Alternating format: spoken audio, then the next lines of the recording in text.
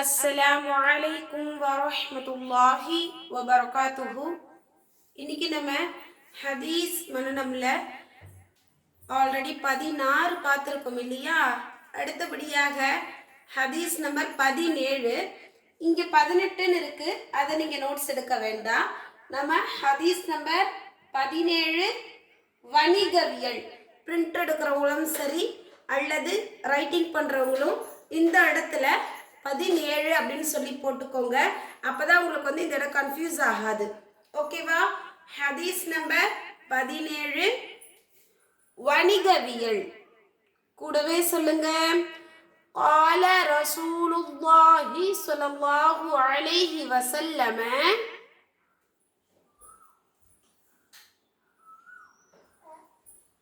قال رسول الله صلى الله عليه وسلم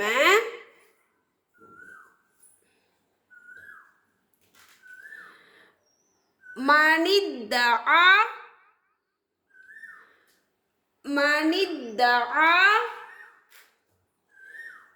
ما ليس له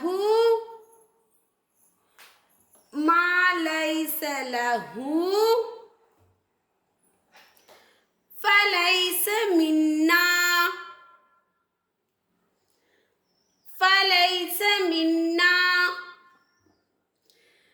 من ادعى ما ليس له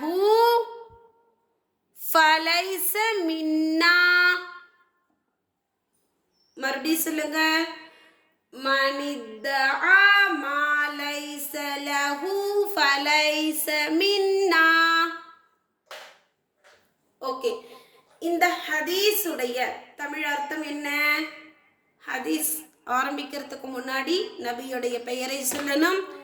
நபி ஸல்லல்லாஹு அலைஹி வஸல்லம் அவர்கள் கூறுகின்றார்கள், தனக்கு சொந்தமில்லாததை சொந்தம் கொண்டாடுபவர் நம்மை சார்ந்தவர் அல்ல. நம்மை சார்ந்தவர்னா என்ன? முஸ்லிம் இல்லை அப்படின்னு சொல்றாங்க. அப்ப முஸ்லிமே இல்லை அப்படின்னா யாருக்கு சமம்? காஃபிர்களுக்கு சமம். அதாவது எந்த ஒரு மனிதர் நமக்கு சொந்தம் இல்லாத பொருள் எல்லாம் அது நம்மளுடையது தான், அது என்னோட பொருள் அப்படின்னு சொல்லி சொந்தமாக்குறாங்களோ அவங்க ஒரு முக்மீன் என்பதற்கு அடையாளமே இல்லை, மாறாக காஃபிர் தான். உதாரணத்திற்கு குழந்தைகளுக்கு சொல்லணும் அப்படின்னா, பிள்ளைங்க என்ன செய்கிறாங்க? ஸ்கூலுக்கு போகிறாங்க, டியூஷன் போகிறாங்க, சரியா? அப்போ விளையாடுறாங்க. விளையாடும் பொழுதோ அல்லது படிக்கும் பொழுதோ ஒரு பென், பென்சில், ஸ்கேல் இதெல்லாம் மற்றவங்களுடைய பொருளாக இருந்து அதை எடுத்துக்கிட்டாங்க அப்படின்னா அது என்னோடது அப்படின்னு சொல்லக்கூடிய சின்ன பிள்ளைகள் புரியாத வயசில் இருப்பாங்க இல்லையா? அவங்களாம் என்ன செய்வாங்க? இது போல் இருப்பாங்க.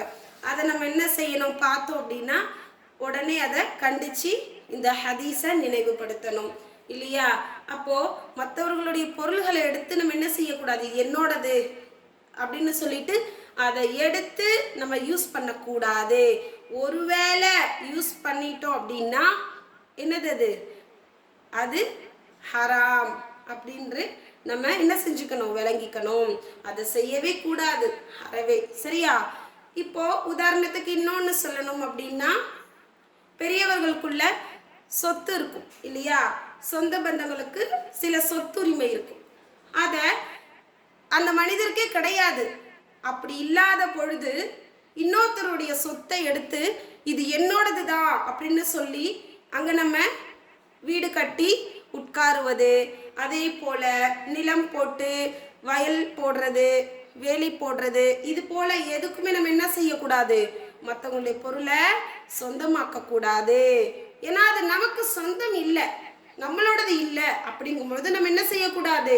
மற்றவர்களுடைய பொருள்களையோ நிலங்களையோ வீடுகளையோ எதையுமே நம்ம சொந்தம் கொண்டாடுவது கூடாது.